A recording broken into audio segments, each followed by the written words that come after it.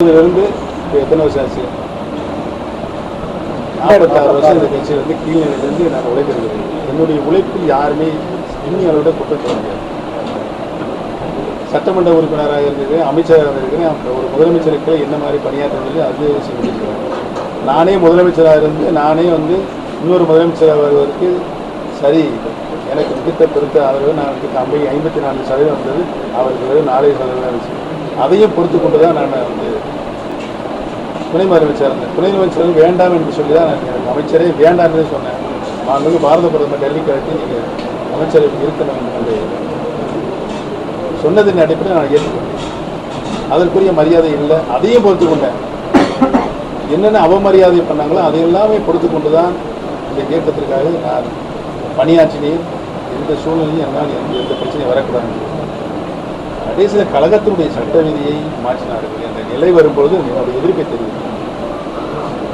தலைவர் கொண்டு வந்த சட்ட விதியை மாற்றுவதற்கு யாருக்கு உரிமை இருக்கிறது? எந்த விதியெல்லாம் திருத்தலாம், ஆனால் இந்த ஒரு விதியை மட்டும் கழகத்தினுடைய அடிப்படை தொண்டர்கள் தான் பொதுச் செயலாளர் தேர்ந்தெடுக்கப்பட வேண்டும், தேர்தல் மூலமாக தேர்வு செய்யப்பட வேண்டும் என்று சொன்ன விதியை அதற்குரிய காரணம் என்ன என்பது உங்களுக்கு தெரியும். அவரை திமுகவிலிருந்து விளக்கின்ற பொழுது 18 மாவட்ட செயலாளரை விளக்கினார்கள். அந்த நிலை அனைத்து இந்திய அண்ணா முன்னேற்ற கழகத்துக்கு வரக்கூடாது. அனைத்து தொண்டர்களுக்கும் அந்த உரிமையை நான் தருவேன். பொதுச் செயலாளர் தேர்ந்தெடுத்து விட்டுதான் அந்த பொதுச் செயலாளர் பதவியில் அமர்ந்து விட்டு கொண்டுதான் ஊரக உள்ளாட்சி கிளைக்கழக தேர்தல், பேரூராட்சியுடைய கிளைக்கழக தேர்தல், நகராட்சியுடைய கிளைக்கழக தேர்தல், மாநகராட்சியுடைய கிளைக்கழக தேர்தல் அந்த உற்சாக நடத்தப்பட வேண்டும் தான் விதி. இந்த விதியை மாற்றுவது யாருக்கு? விதியை மாற்றக்கூடாது என்ற விதியை வகுத்து தந்த இந்த கட்சியை உருவாக்கிய புரட்சி தலைவரை எழுதிவிட்டு கொடுப்பதை மாற்றி செய்வதற்கு நீங்கள் யார்? அதுக்கான கேள்வி எடுத்து கோர்ட்டுக்கு போயிருக்கேன். கோர்ட்டுக்கு போயிருக்கேன்னா இது நடந்துட்டு சட்ட போராட்டம் நடந்துட்டு. ஏன்னா வந்து எந்த நிலையிலுமே அரசியல் இருக்கக்கூடாது. யாராவது எடுக்க முடியுமா? நிலையை எடுக்க முடியுமா? எடுக்க முடியும், சொல்லுங்க. எனக்கென்று ஒரு நிலையை அரசியலில் நான் எடுக்க வேண்டுமா வேண்டாம்? தலைவர்கள் எல்லாம் அம்மாவுக்கு கட்சியை உருவாக்கிய தலைவர் வகுத்து தந்தையை நீங்க சீரழிக்கிறீங்க. இந்த கட்சியை யாராலும் வெல்ல முடியாத இயக்கமாக கொண்டு நிலைநிறுத்திய புரட்சித் தலைவர் மாணவர்கள் அம்மாவுக்கு பங்கம் அளித்துள்ள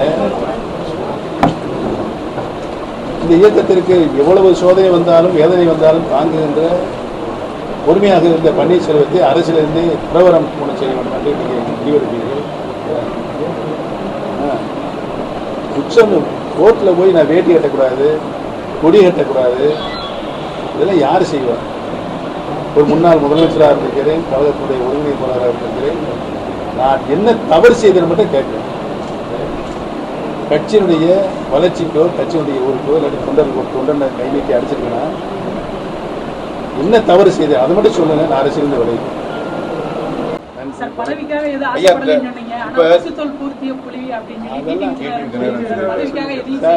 நான் டிடிவி தினகரன் உயர்ந்த உச்சபட்ச மரியாதை வைத்திருக்கிறேன்.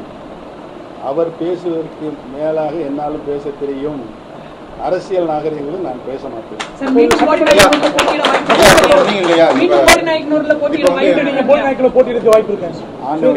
ஆண்டவன் முடிவு. ஐயா இப்ப சொன்னீங்க இல்லையா, திமுக ஆட்சி அமைக்க வாய்ப்பு இருக்கிறது அப்படின்றதுக்கு பின்னால் அதிமுக ஒன்றிணைய வேண்டும் அப்படின்ற ஒரு கருத்து இருக்கிறதா சொன்னீங்களா? அது 5 வருஷம் எந்த பிரச்சனை இல்லாம ஆட்சி நம்ம அதை ஒத்துக்கிறோம். அதைத்தான் சொன்னேன். மக்கள் நான் சொல்லல, மக்கள் நினைக்கிறாரு சொன்னேன். சொன்னீங்க நீங்க பிரிஞ்சிருந்தா நீங்க சொன்னீங்க திமுக மீண்டும் ஆட்சி சொன்னீங்களா இல்லையா? சொன்னீங்களா இல்லையா?